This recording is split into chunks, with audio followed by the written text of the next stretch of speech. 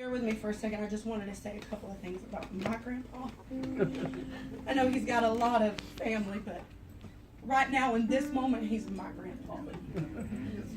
And as I was driving, we had an 11-hour drive yesterday, and as I was driving from Atlanta to here, everybody in the car was quiet or either asleep, and I just kind of got to thinking about my grandpa and the character that he had and what he stood for. That he walked what he said. He done what he said. Amen. When he said he was going to do something, that's exactly what he did. Yep. What he's preached for 40 plus years, that's the life that he lived.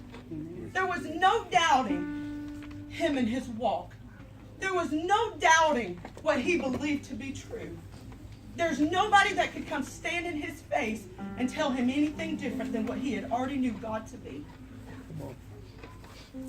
And as I began to think about him, unfortunately, there's a lot of funerals that we've all had to take part in. We've all sat in where we've sat today and done the rituals of a funeral and said our last goodbyes and sung songs that meant something and said what we felt and showed our respect, but we've never sat in Daryl Dennis's funeral.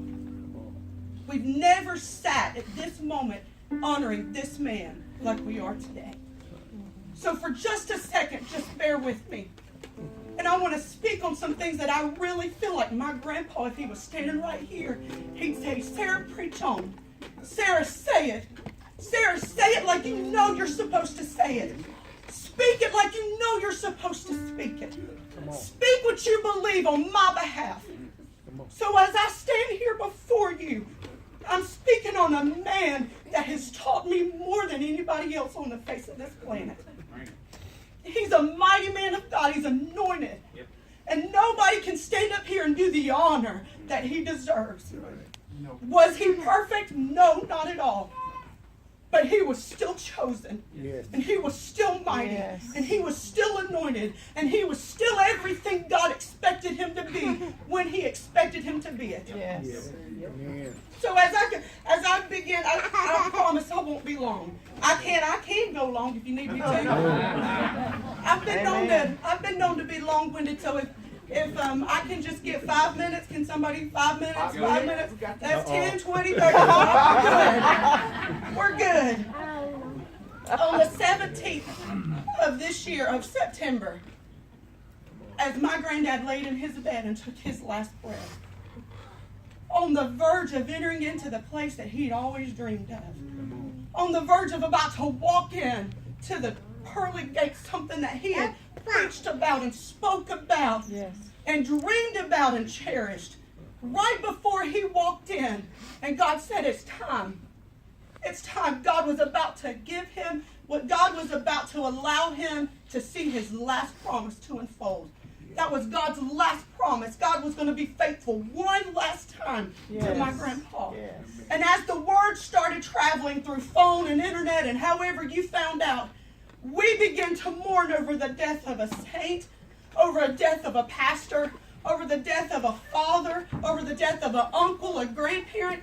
We begin to do our fleshly thing of mourning over this man that we cherished in a different way by all of us. But as we begin to mourn over him, I can't help but to picture what heaven was doing. That as we're mourning over this man that we loved and that we cherished, I can't help but to think how heaven was standing at attention. All of heaven had gotten quiet. And as they're just standing there and Jesus is ushering in this saint who he has loved, who he died for, who he cherished, who he thought was amazing, who he knew his worth, who knew who Daryl's name was, and who knew his name when Daryl called on him. Jesus knew Daryl Dennis needs me.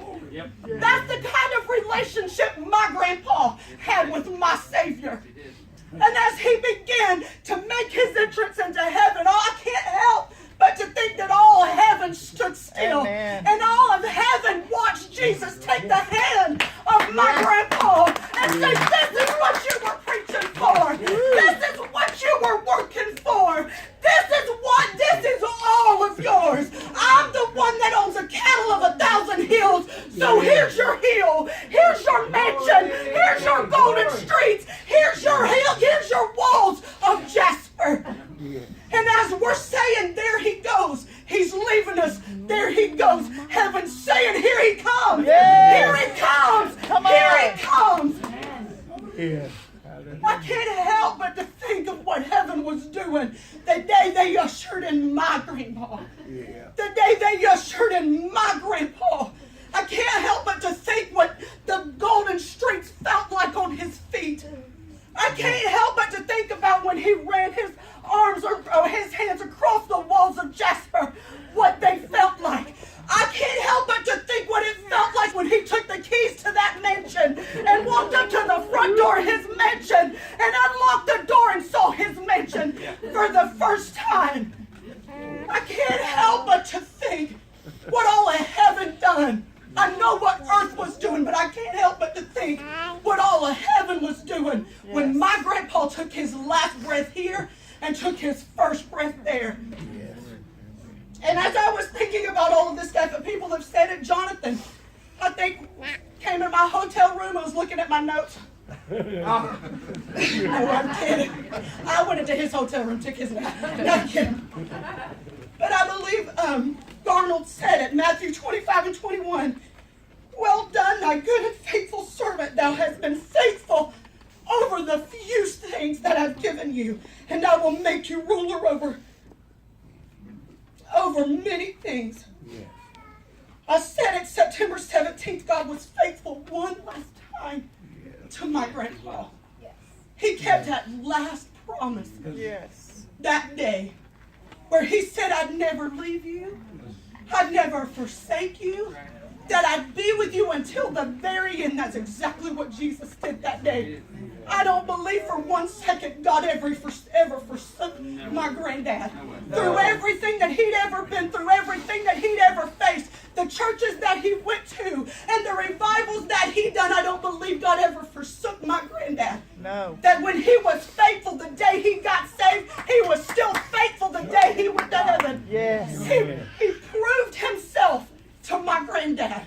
Yeah. He proved himself to my granddad, and he was faithful one last time. And I'm almost done. I want to tell you a story. We came up to see my granddad in May of this year, and he had just gotten to the point to where he couldn't talk. He could barely speak above a whisper, didn't keep him from talking, but he could barely speak above a whisper, and he was laying in the bed, and I was really preparing for myself to see the way that everybody had talked and everything was said. I was really expecting my granddad to be on his real deathbed within a couple of hours. That was what I was preparing myself for. And I walked in that room, and, his sense of style had plaid pants on and a Hawaiian shirt, and his hair was kind of shifted this way a little bit.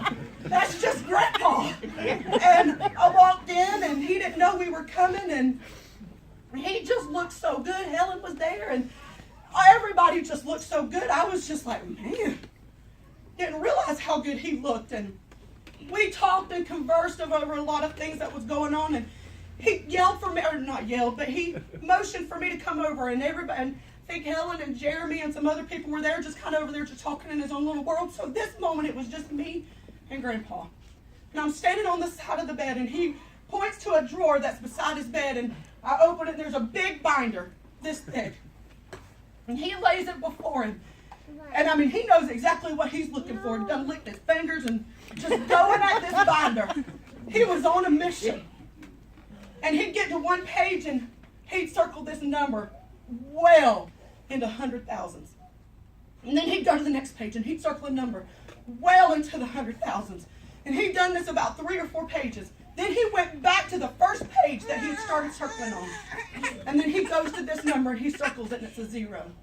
Then he goes to the next page that he had circled and he goes to 0. And every page he went to that had a circle that he originally circled, the next number he would always circle was a 0. And I sat down in the bed with him because I couldn't tell what he was saying. And I sat down in the bed with him.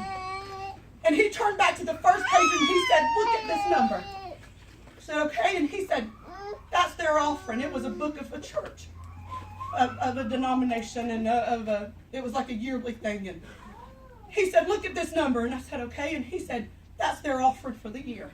That's tithes and offerings together. So he went through every page and he said, that's their offering. That's their offering. That's their offering. And then he goes back to the first page, and he said, look at this number.